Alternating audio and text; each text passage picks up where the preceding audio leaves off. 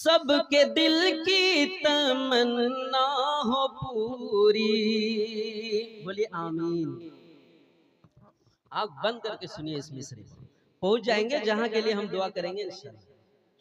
आज महफिल में बैठे हैं जितने,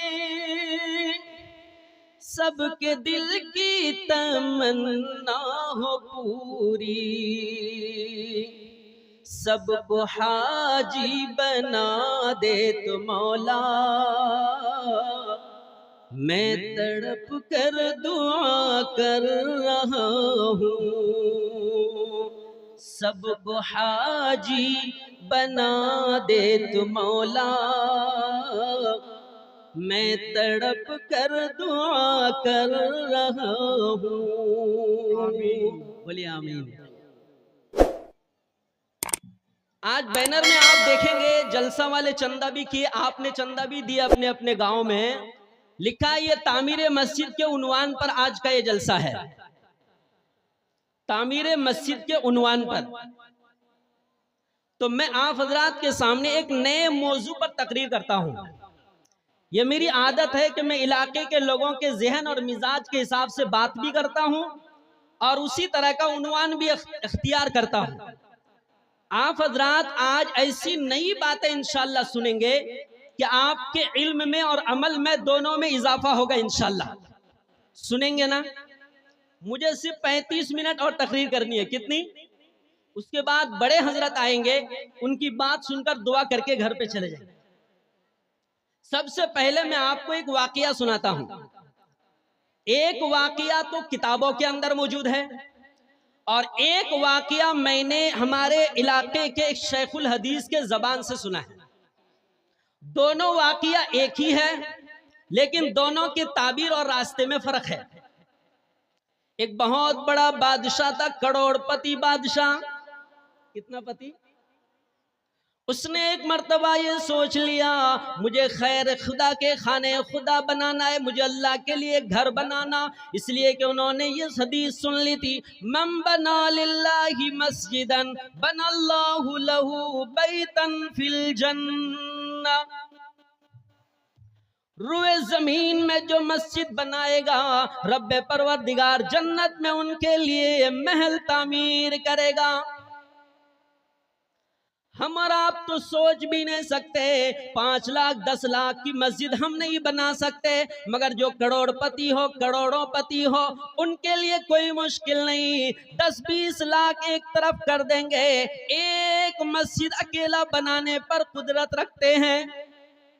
रखते कि नहीं? बड़े सेठ थे, बड़े अमीर तरीन, बड़े मालदार थे। उनका ज़हन ये था, उनका सोचना ये था, अगर मैं खाने खुदा अकेला बना लूंगा तो जन्नत के अंदर महल मेरा अकेला तैयार होगा। उसी में किसी का पार्टनरशिप नहीं, कोई उस घर में शरीक नहीं, कोई उस बंगले में उस महल में कोई शरीक नहीं होगा, मेरा अकेला का होना चाहिए। इसलिए कि रब्बे परवरदिगार ने मुझे माल दिया है, मैं अकेला एक मस्जिद रुए जमीन पर बना सकता हूँ।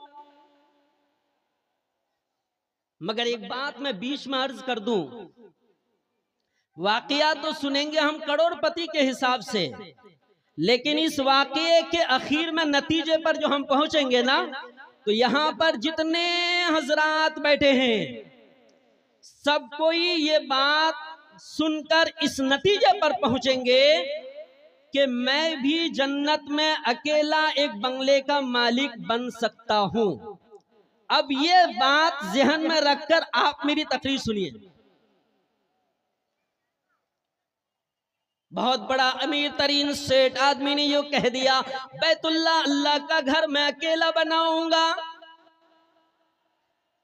उन्होंने जमीन मुतय्यन कर ली, यहाँ पर मस्जिद बनेगी। मेमार को बुला लिया, तामीर करने वाले मिस्त्री को, इंजीनियर को, मजदूरों को बुला लिया, माल मटेरियल ला के जमा कर दिया और उनको लाकर इंजीनियर को हिदायत कर दी। याद रखो मेरी बात, ये पूरा प्लाट मेरा अपना है, ये पूरी जमीन मेरी अपनी जाती है। याद रहे यहाँ पर मस्जिद बनेगी, मगर तुम ध्यान में रखना कि कोई यहाँ पर शरीक ना हो, किसी भी तरह से इस मस्जिद के बनाने में जर्रा बराबर भी कोई शरीक नहीं होना चाहिए, बिल्कुल नहीं। जितने पैसे लगेंगे सारे पैसे मेरे, जर्रा बराबर बाहर से कोई ताउन किसी भी सिलसिले में न लिया जाए। इंजीनियर ने कह दिया कोई बात नहीं सेठ, हम आपके रहबरी के हिसाब से, आपकी रहनुमाई के हिसाब से मस्जिद की तामीर करते हैं। मस्जिद की तामीर शुरू हो गई। इंजीनियर मिलकर, मिस्त्री मिलकर, मजदूर मिलकर मस्जिद की तामीर करने लगे। मस्जिद की तामीर हो रही है, कई अय्याम गुजर गए, कई महीने गुजर गए, मस्जिद की तकमील होने में बड़ा वक्त लग गया। इस दरमियान इंजीनियर ने बराबर तवज्जो रखी, किसी का किसी तरफ से कोई ताउन जर्रा बराबर भी नहीं लिया। अचानक एक मर्तबा एक बात पेश आ गई थी कि पानी डालने के लिए बाल्टी की जरूरत पेश आ गई। बाल्टी तो मौजूद थी, मुमकिन है और भी बाल्टी की जरूरत पेश आ गई हो। उस मस्जिद के करीब में एक बुढ़िया का घर था। जाके कहने लगा अम्मा जान क्या आपके घर में बाल्टी है, पानी डालना है? माँ कहने लगी हाँ बेटा, ये कोई बड़ी बात थोड़ी है, बाल्टी लेकर जाओ पानी डाल लेना। मामला बिगड़ गया। ये क्या हो गया? यहीं से खेल तमाशा अलग हो गया। बाल्टी किसने दी? एक गरीब बुढ़िया ने दी। मस्जिद बनकर तैयार हो गई, खूबसूरत आलीशान मस्जिद। लाखों रुपए उस मस्जिद की तामीर में खर्च हो गए। जब मस्जिद की तामीर मुकम्मल हो गई, वो बड़ा सेठ अमीर तरीन मालदार आदमी ख्वाब में यूं देख रहा है, जन्नत में उसके नाम का बंगला तैयार हो चुका है। ख्वाब में ही अपने बंगले की जियारत के लिए चारों तरफ घूम रहा है, उसकी दीदार कर रहा है। अचानक दाहिने तरफ नजर पड़ी, एक दूसरा बंगला सेम उसी तरह बना हुआ है।